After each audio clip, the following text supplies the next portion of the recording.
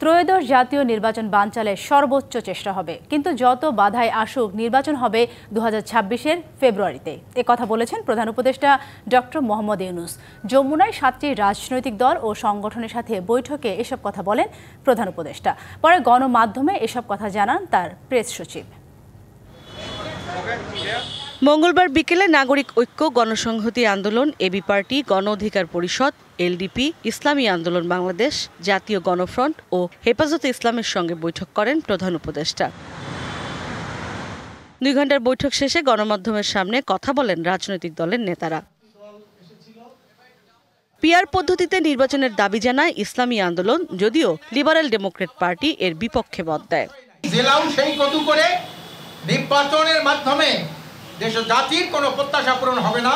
বাংলাদেশের যারা মানুষের কাছে পৌঁছার মতো আপনার দক্ষতা অভিজ্ঞতা আছে, তারা কেউ কোনোদিন পিআর পদ্ধতি চাইবে না।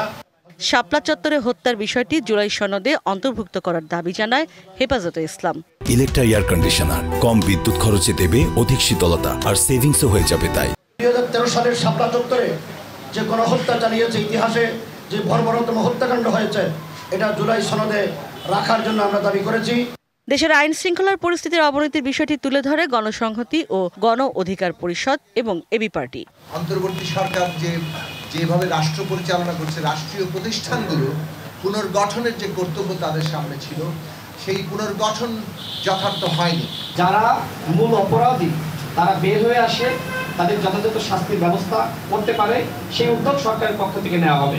পরে প্রধান উপদেষ্টার প্রেস সচিব শফিকুল আলম জানান, প্রধান উপদেষ্টা জানিয়েছেন 2026-এর ফেব্রুয়ারিতে উৎসব মুখর পরিবেশেই নির্বাচন হবে।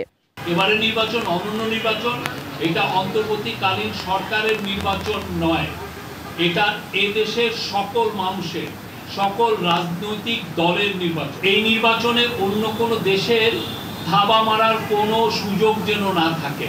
বৈঠকে গণ অধিকার পরিষদের সভাপতি নুরুল হক নুরের উপর হামলার বিষয়ে বিচার বিভাগীয় তদন্ত কমিটি গঠনের কথা জানান তিনি। জুডিশিয়াল কমিটি করা হয়েছে। ইশরাত জাহান উর্মি, ডিবিসি নিউজ, ঢাকা।